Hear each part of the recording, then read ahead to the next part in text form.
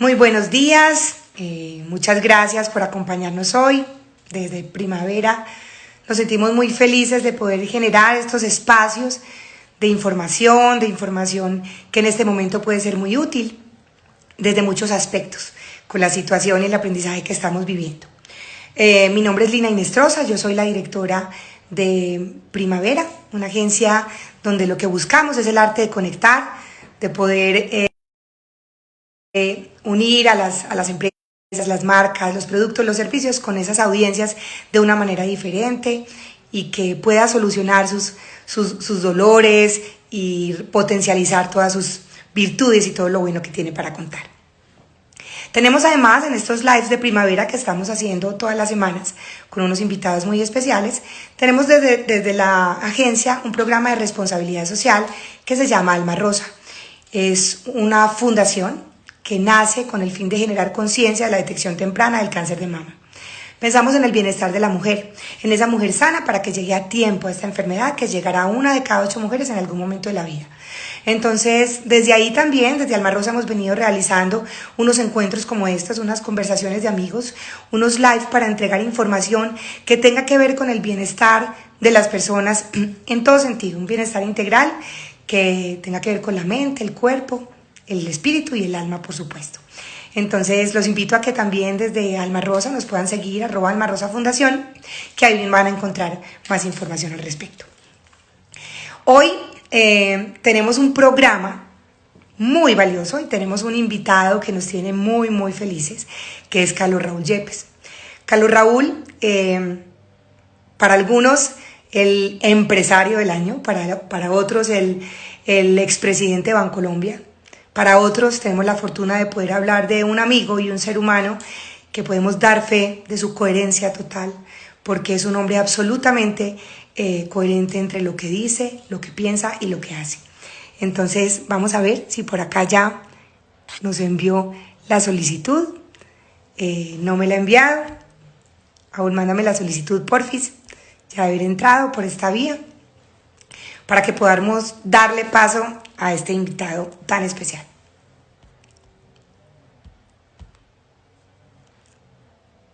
A ver, aquí llegó. Necesitamos que nos envíe la solicitud. Bueno, no sé si ya lo tienen, pero yo lo tengo en mi mesa de noche. Es el primer ejemplar de Carlos Raúl Yepes, Por otro camino, de regreso a lo humano. Es un libro increíble porque tiene una mirada, fue escrito en el 2016, creo que no estoy equivocada, 2017. Y tiene una mirada que parece que lo hubiera escrito hoy, porque tiene una invitación a la transformación de las empresas desde el interior y desde lo humano, que es precisamente el tema en el que nos vamos a concentrar hoy. Vamos a ver si Saúl ya me mandó la invitación.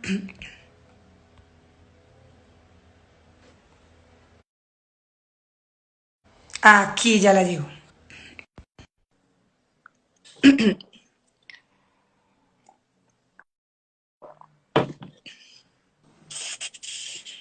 Hola, ¿cómo estás? Hola Lina, ¿qué más? ¿Cómo estás y cómo están todos? Muy bien, muy contentos de tenerte aquí.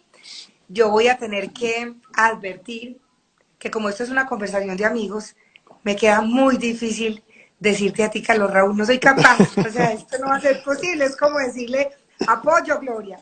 Entonces, tengo que decir Raúl, porque así le decimos los amigos de mucho tiempo. Una historia muy bonita, porque era un sobrinito que ya es muy grande, pero en esa época era muy chiquito y no sabía decir Carlos Raúl, entonces le decía Aúl. Entonces, todos le decimos Aúl. Entonces, tengo que desde ya disculparme, porque si no, eso va a pasar más adelante. Aún muchas gracias por aceptar esta invitación. Para nosotros es un honor, es un privilegio que nos puedas acompañar.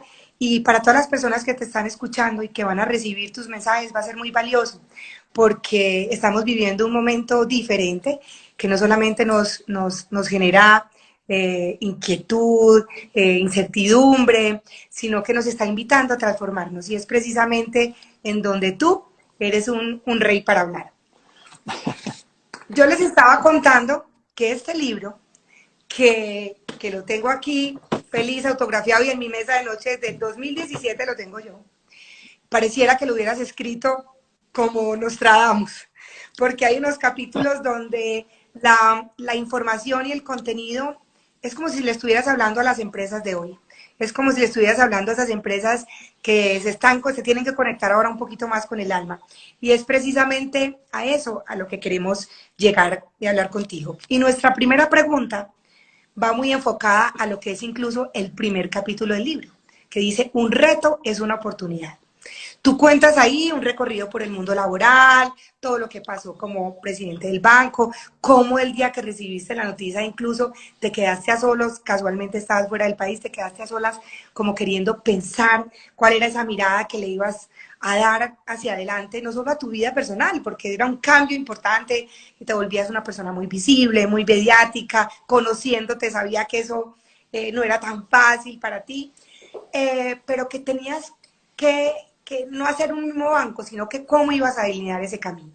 Y entonces es allí donde empiezas a hablar de inclusión, de justicia social, de equidad. Y queremos entonces que desde el primer comienzo, desde un reto como una oportunidad y ubicándonos mucho en el momento que vivimos hoy, empecemos esta conversación. Entonces Pues la Lina, pregunta es, sí, desde esa dale. mirada del empresario, hoy, ¿cómo piensas tú que las empresas pudieran capitalizar y humanizar sobre todo ese reto que estamos viviendo? ¿Cuál debería ser ese nuevo camino? Bueno, primero, mil gracias por estar juntos, tú y tantas personas que se entusiasmaron a estar presentes en este momento. Mil gracias por tenerme en cuenta, a Primavera, Alma Rosa. Sé lo que hay detrás, ese cariño y esa dedicación por todo lo que se hace y sobre todo por algo que siempre tenemos que tener al lado nuestro, que es la sensibilidad, esa sensibilidad especial. En el caso tuyo y mío, yo creo que nacida desde la enfermedad, desde una vivencia personal. Pero nos podríamos quedar aquí conversando Así mucho es. rato sobre ese tema. Y como tú decías ahora, pues no tanto nos tratamos porque ni siquiera lo pensé así, pero sí hay una cosa bonita y en el fondo es que si era como premonitorio. Yo no estoy reclamando un espacio diciendo, vio, se los dije, pero yo creo que en la vida el título del libro, desde el título mismo, los títulos de los capítulos son una invitación. Es una invitación que desde la forma en que se dice el título nos invite a reflexionar. Y por eso no se llama Por el otro camino, porque podría sonar muy ostentoso, como si hubiera uno y otro, sino por otro camino. Hay muchos caminos. Si queremos ir a Cartagena, seguramente nos podemos ir en avión, nos podemos ir por carretera, nos podemos ir por una vía, nos podemos ir por la otra, y allá llegamos. Y definitivamente por otro camino es esa invitación, pero como lo dice el subtítulo, de regreso a lo humano. Las dos cosas se juntan y era una preocupación general desde hace mucho rato de por qué estábamos yendo por un camino y no estábamos haciendo algo que ahora la vida nos puso a pensar y que nos paró en seco, nos desconectaron para decir, tienen que hacer un alto en el camino. Y era para ver por cuál camino estábamos yendo y cuál camino queremos escoger. Yo creo que esta es esa gran oportunidad. En el caso mío era algo, digamos, espontáneo desde los procesos de formación, de la manera en que uno vive, y era siempre lo humano, las personas en el centro. Y yo creo que es algo que a nosotros se nos olvidó, desafortunadamente, y es poner el ser humano en el centro. Muchas veces lo que menos hacemos los seres humanos es ser humanos.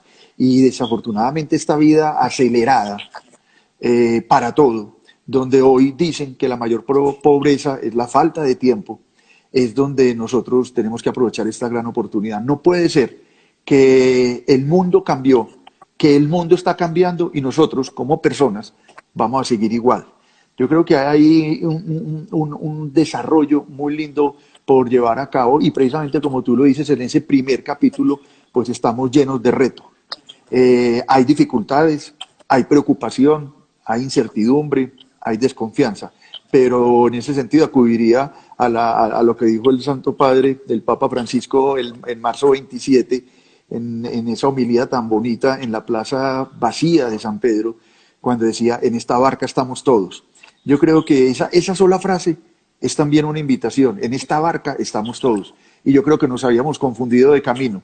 Íbamos por otro camino porque creíamos que estábamos cada uno y no estábamos sumando. Y ni siquiera cuidábamos nuestro propio metro cuadrado, nuestro espacio individual. Y se nos olvidaba que somos seres colectivos, más que seres individuales.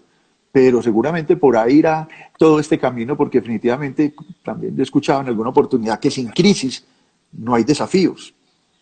Y aquí aparecen los desafíos. ¿Por qué aparecen tantas cosas forzadamente que no nacieron genuinamente, espontáneamente? ¿Por qué aparece una plata cuando antes no la había? ¿Por qué aparecen unas decisiones cuando antes no se tomaban? ¿Por qué aparecen y reconocemos algo maravilloso como la solidaridad? Y antes no la veíamos. Teníamos el paisaje al frente, el jardín lleno de flores, colorido, pero no lo veíamos. Y tal vez esta es el gran llamado en el que estamos ahora, a que ese reto se nos vuelva una realidad, y seguramente ahorita en este ratico que podamos conversar, pues miraremos a ver desde dónde podemos cambiar individualmente como personas, en las organizaciones en las que estamos y en la sociedad a la que nos debemos. Creo que ese es un llamado también bien bonito y bien interesante, de que hacemos parte de una sociedad y no cada uno por su lado. En esta barca estamos todos.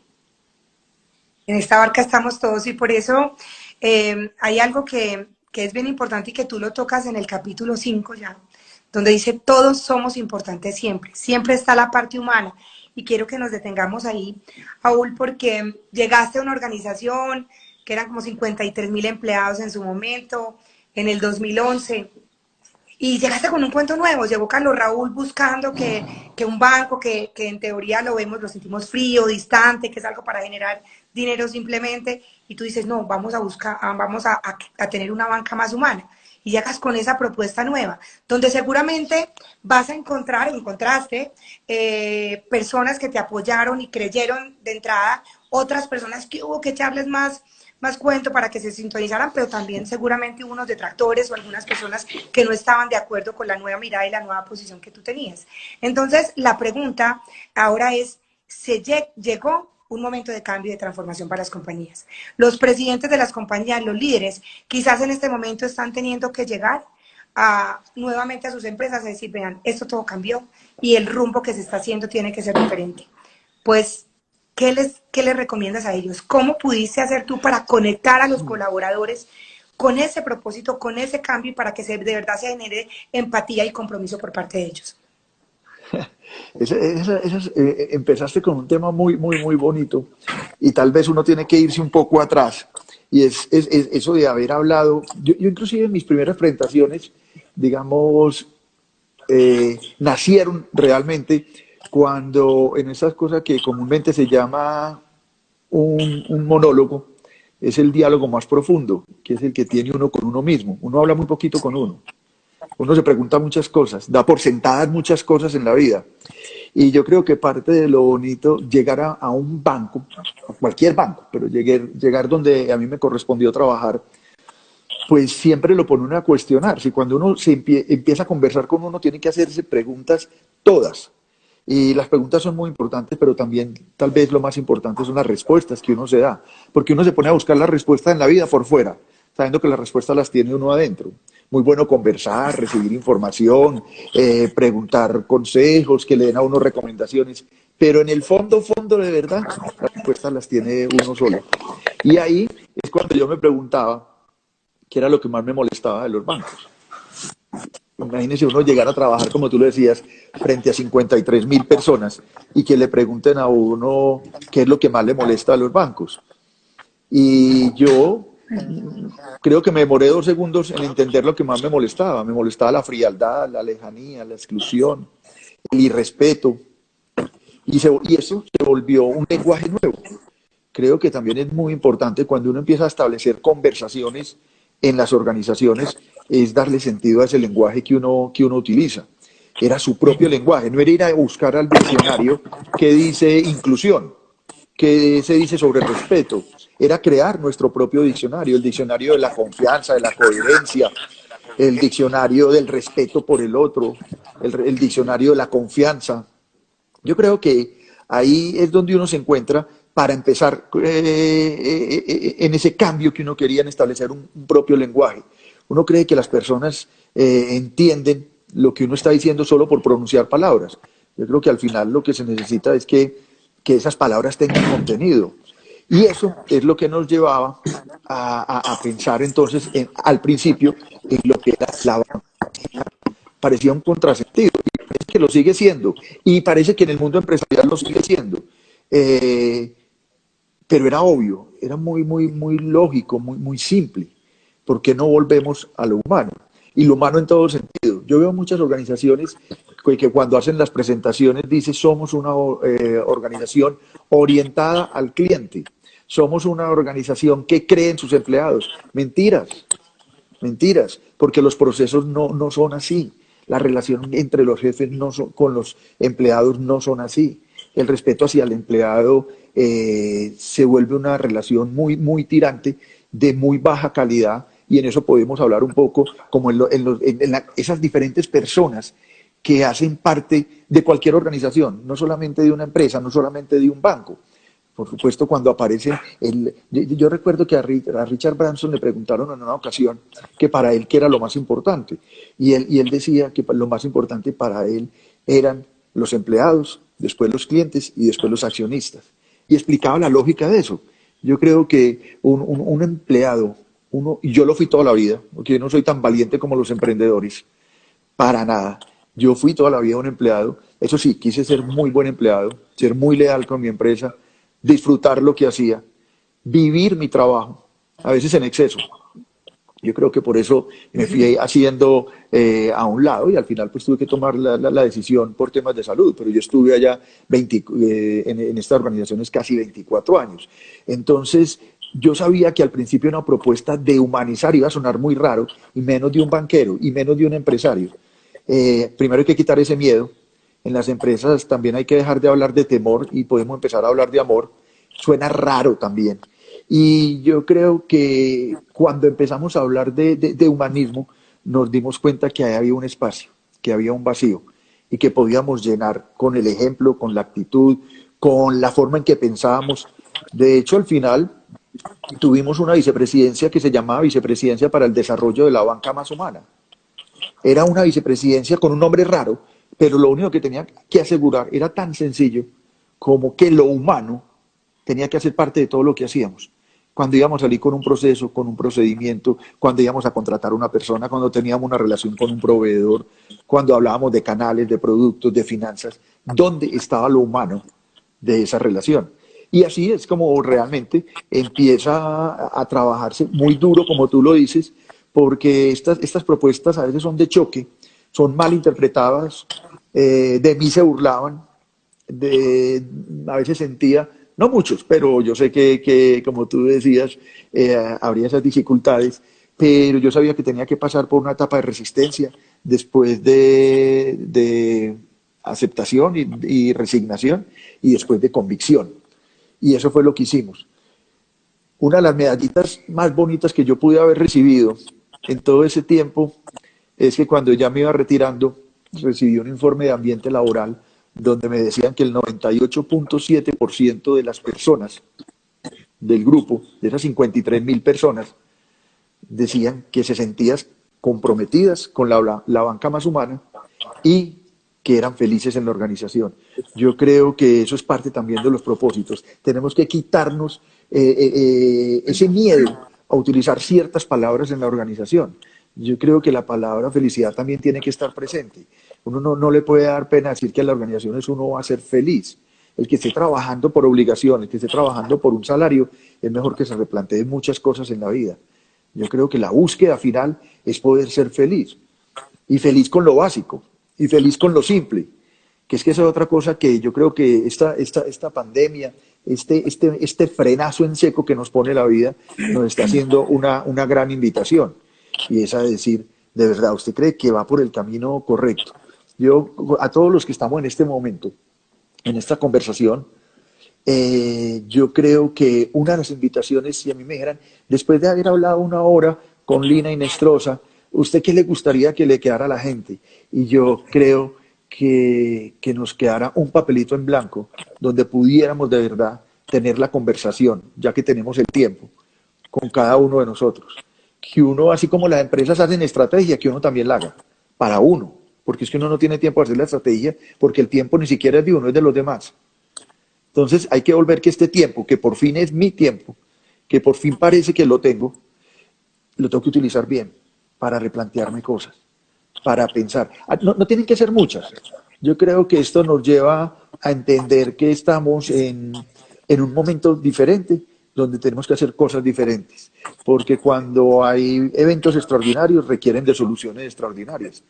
Lo que menos podemos hacer es seguir siendo insensibles, no pensando en el otro. ¿Sabes, Lina? Y todos, ese es como mi llamado.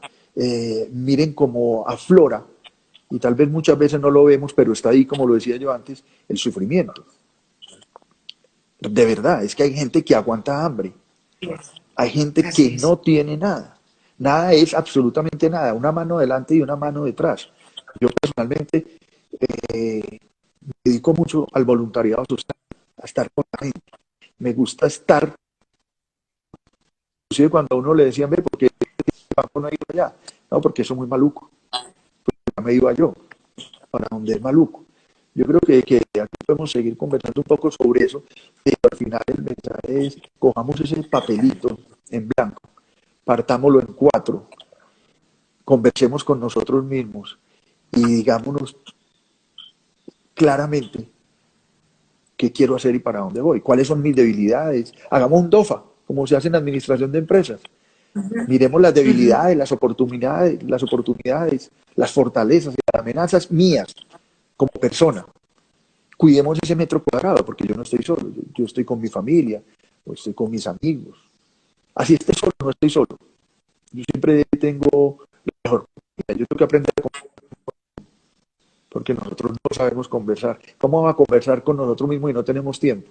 Nosotros vamos como por la vida, como caminando, como con una inercia, como que ahí vamos. Desayuno, almuerzo, como, fin de semana hago ejercicio, saco el perrito, vuelvo, subo, bajo, vacaciones 15 días y vuelvo y arranco el trabajo y la vida se va volviendo monótona.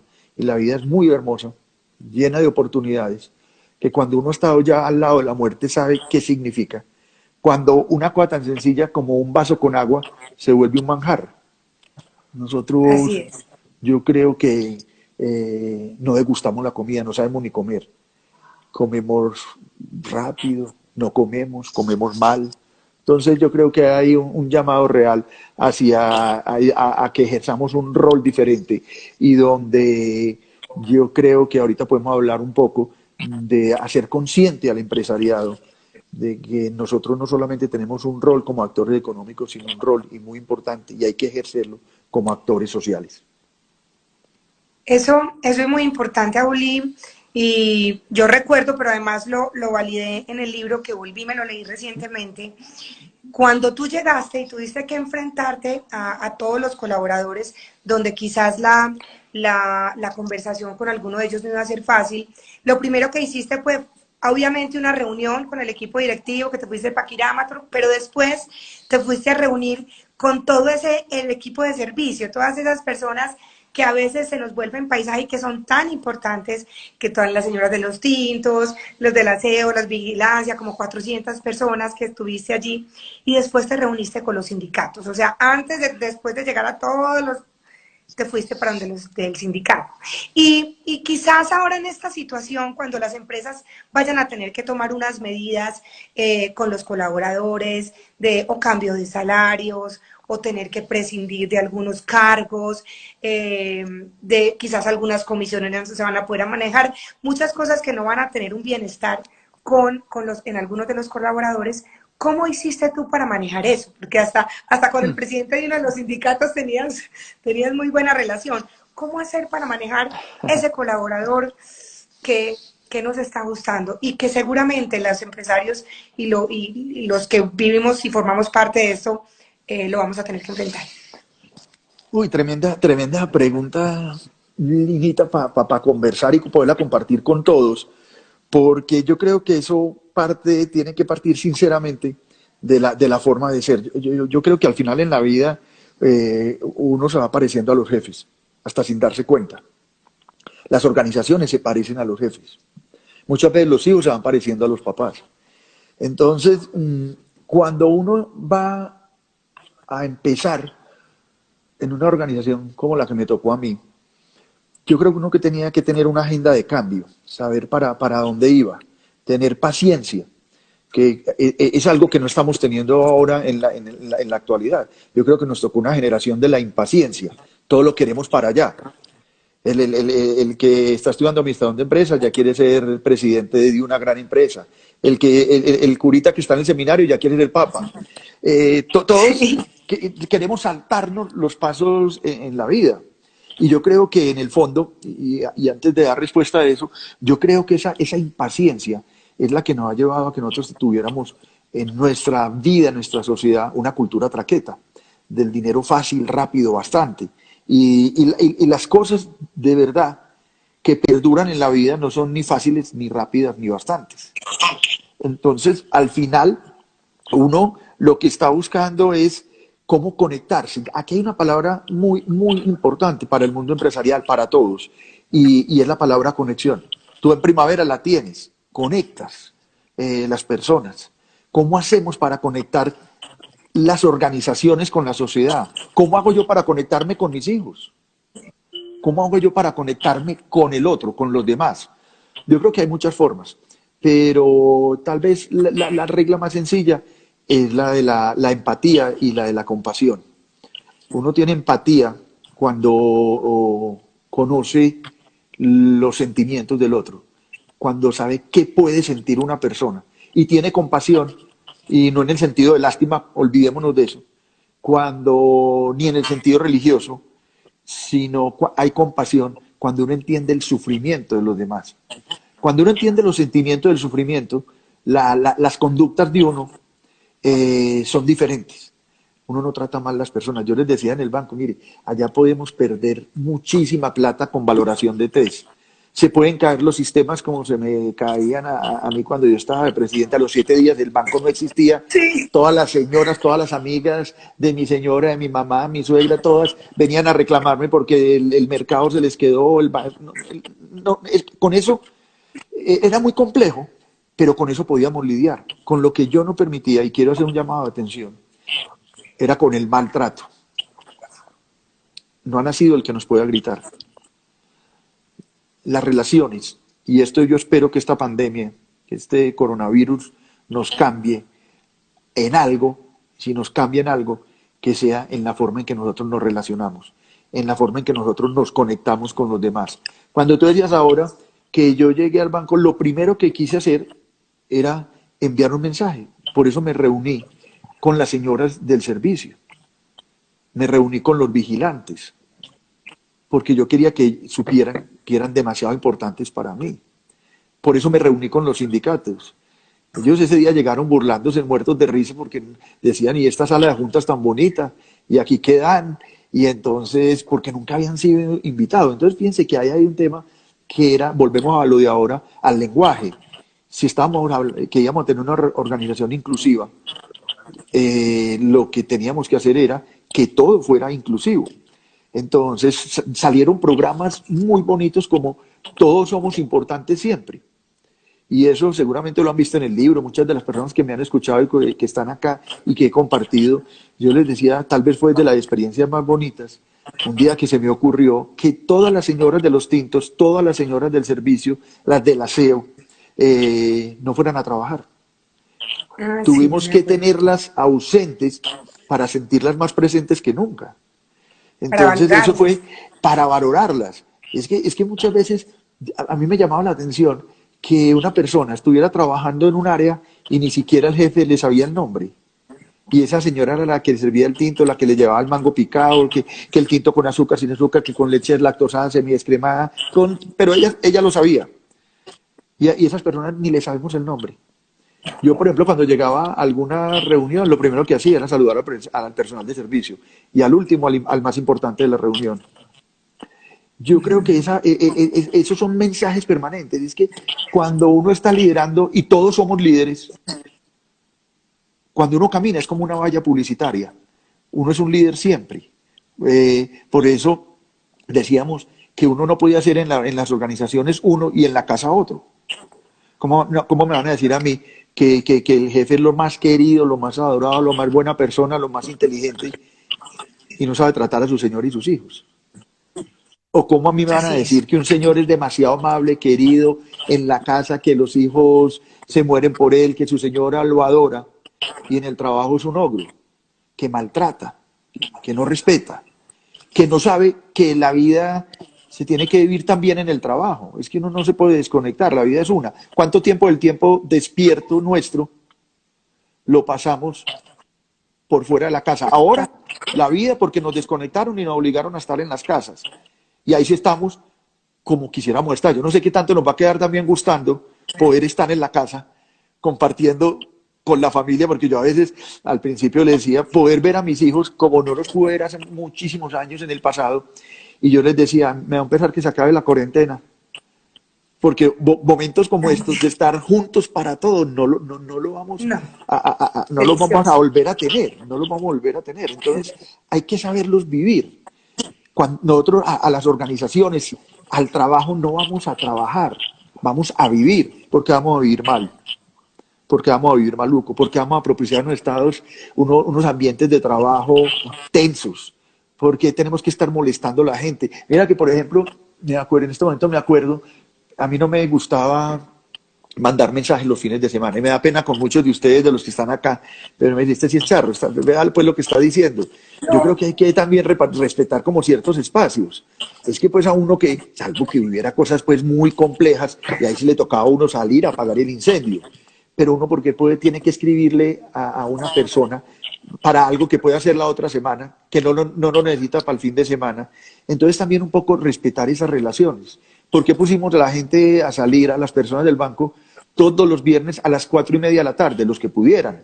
Le pusimos pico y placa todos los viernes. ¿Para qué ponemos a la gente a decir mentiras?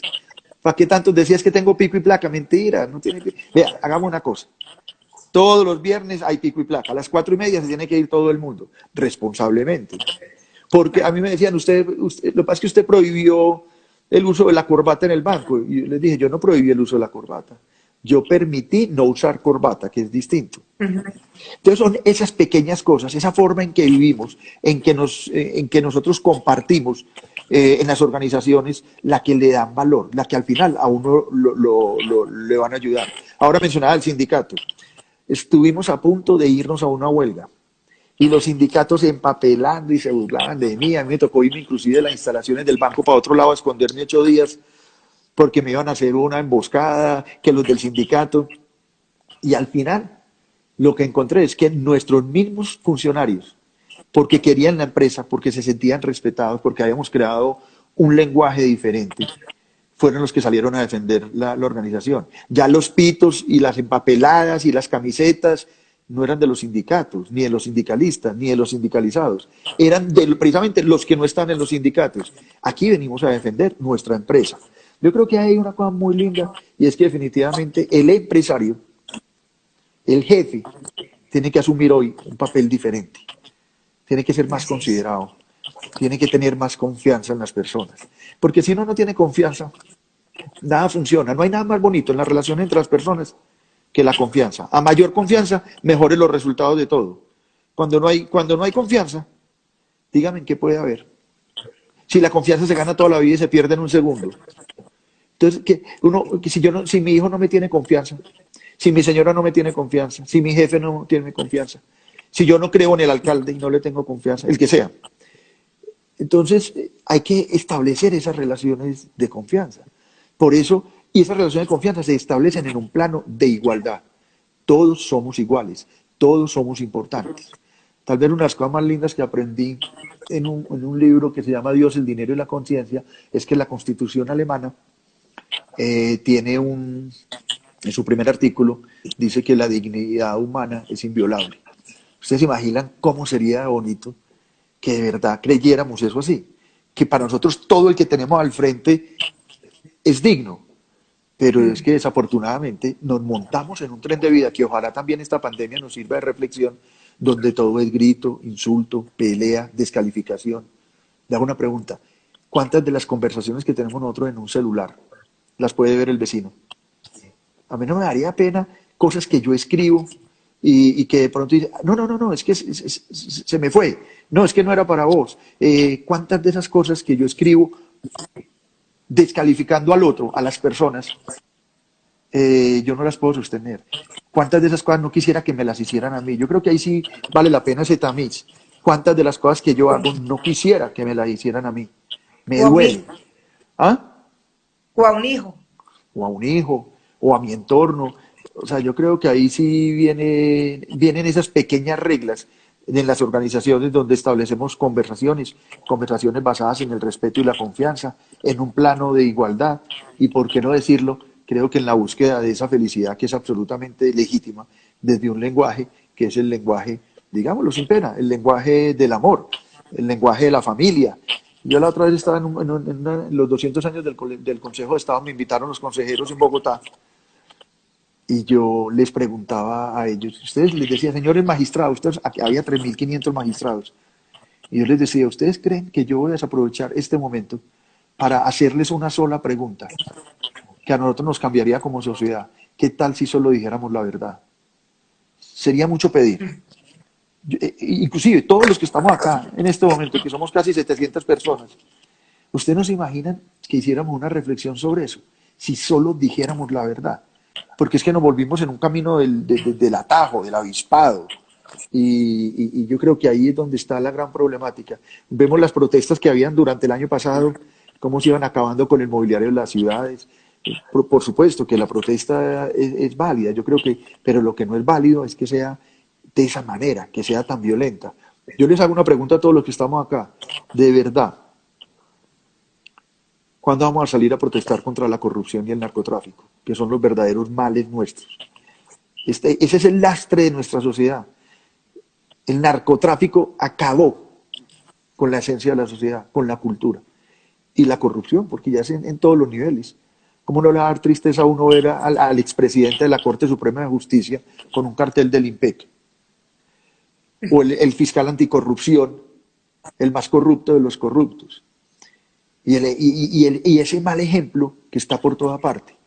Eso podría parecer apocalíptico, pero qué tan bueno que nosotros sabemos que hay mucha gente que vale la pena, que hay mucho talento atrapado en la pobreza, que hay gente que tiene una actitud diferente frente a la vida, que estamos llenos de dificultades, pero recordemos que en esta barca estamos todos.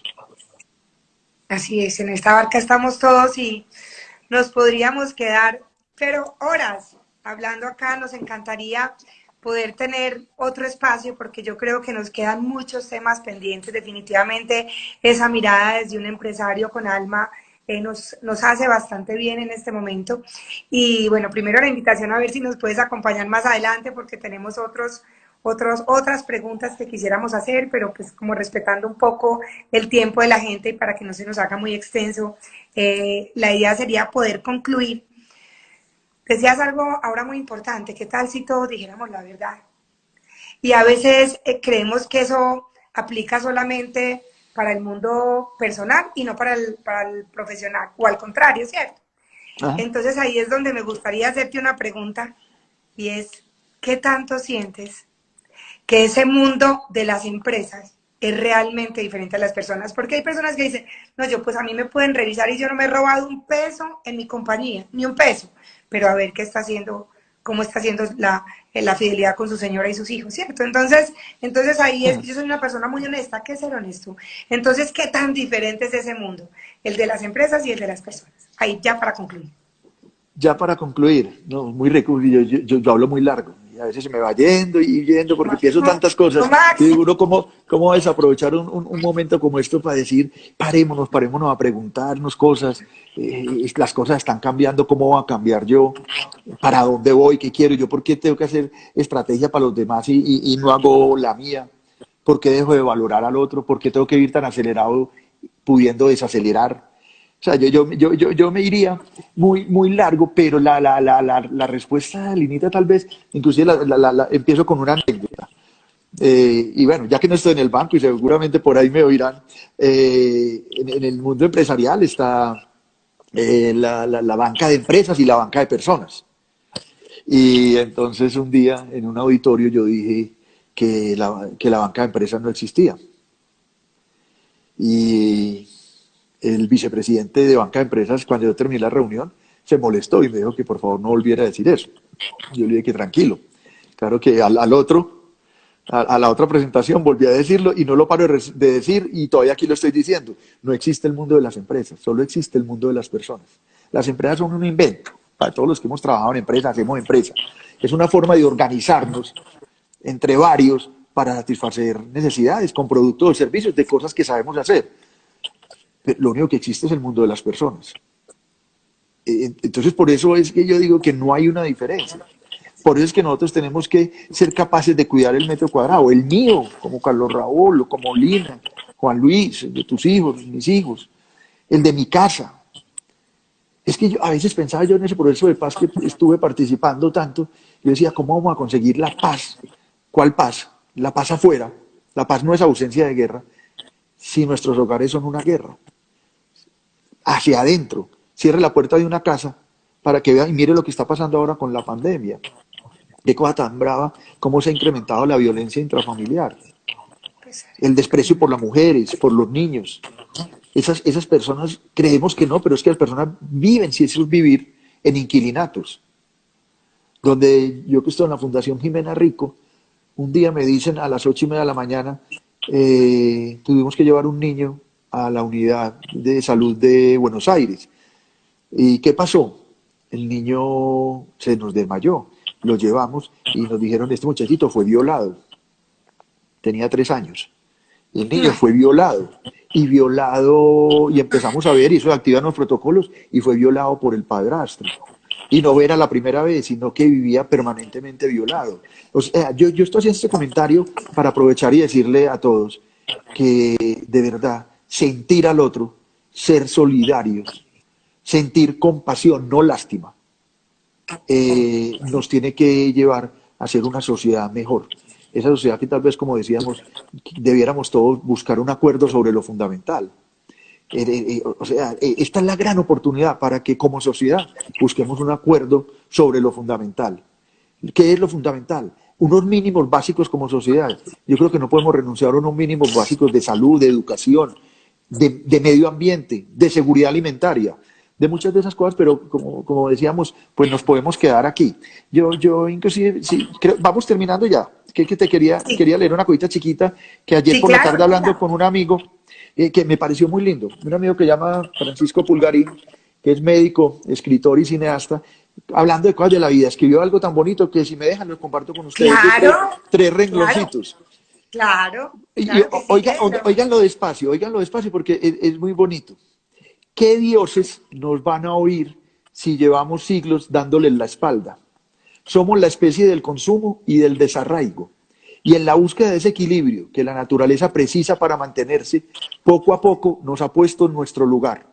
Nos ha lanzado a la incertidumbre para devolvernos así de nuevo el asombro y la gratitud por la vida. Increíble, espectacular. Lo Es muy deberías poner lindo. en tu Instagram, que tienes un ¿Cuál nuevo Instagram? Si Instagram, vea, les cuento a todos. Este que Instagram iba me a lo durar abrió por Lina un Inestrosa. segundo. Lina Inestrosa me abrió este Instagram para este efecto. Yo no he estado en redes sociales. Esta es primera vez que estoy expuesto y conversando con todos ustedes y con Lina, pero tengo mucho miedo de seguir porque eso es un compromiso muy grande. Pero puedo poner esto Él me va a de matar. Francisco. Él me va a matar por lo que dije, @Carlos R. Yepes, pero de pronto solo, Aúl, que nos pongas ahí el texto de Francisco y de pronto algunas frasecitas del libro, son inspiradoras. Por Piénsalo. ahí hay, sí, Y por en ahí hay todo cositas caso, del aquí libro vieron para... este ser humano. Dale, Lina, Sí, adelante. aquí pudieron ver este ser humano, este, este presidente que almorzaba en la cafetería de Bancolombia, que doy fe que se vestía con uniformes de algunos otros trabajadores para ir a las tiendas, a los barrios, a escuchar lo que la gente de verdad estaba necesitando para que no lo reconocieran y él pudiera recibir, escuchar, que es una característica muy grande que él tiene. A esa persona que se subía por el ascensor de la carga, a esa persona que de verdad generaba empatía y se conectaba con el otro. Yo creo que esta mirada que nos acabas de dar nos invita mucho a reflexionarnos, no solamente como miembros de un equipo de trabajo, sino como miembros de una familia. ¿Qué estamos haciendo? ¿Cómo estamos impactando? ¿Qué están viviendo y sintiendo todas aquellas personas que tienen experiencia de uno en todos los aspectos? Y sobre todo, en esta situación que estamos viviendo, ¿cuál va a ser ese otro camino que vamos a elegir de regreso al humano? Muchas, muchas gracias por este tiempo. Esperamos poder volver a compartir contigo algún día. Nos quedan muchos temas por hablar, pero definitivamente toda nuestra gratitud. Lina, mil gracias a Primavera, a Rosa, a todos los que pudieron participar hoy. Muchas gracias por su tiempo. Ojalá salgamos con una o dos frasecitas, tres, y si hemos apuntado muchas, con una sola, que pongamos en práctica. Yo creo que vamos a lograr muchas cosas, porque al final la alegría de servir y de hacer feliz a las personas no tiene precio. Al final, todos estamos en la misma barca. Muchísimas gracias a todos. Todos estamos en la misma área. Gracias. Esta entrevista, lo han preguntado mucho, queda colgada en el Instagram de Primavera, en historias por 24 horas, pero también la subimos a Facebook de Primavera, para que la puedan descargar y la puedan compartir, porque aquí hay unos mensajes supremamente valiosos que todos los seres humanos debemos oír. Les recuerdo que mañana, como todos los sábados, tenemos un live con el padre Jorge Mario Naranjo desde Alma Rosa. Son unas miradas absolutamente espectaculares de la espiritualidad, donde la única religión para él valiosa es el amor, donde estamos todos conectados con la fuente de luz o de inspiración que tengamos. Y la otra semana también desde Primavera y desde Alma Rosa tendremos muchas cosas. Tendremos a Tulio Zuluaga, que es un empresario que sí que es resiliente y tuvo que volver a empezar muchas veces. Tuvo unas quiebras y hoy es un ejemplo, no solamente desde el éxito profesional, sino que la calidad humana de ese hombre y la capacidad de ponerse en el lugar del otro es el que lo que lo tiene en ese éxito tan especial. Entonces nos vemos pronto, muchas gracias, hasta pronto, chao.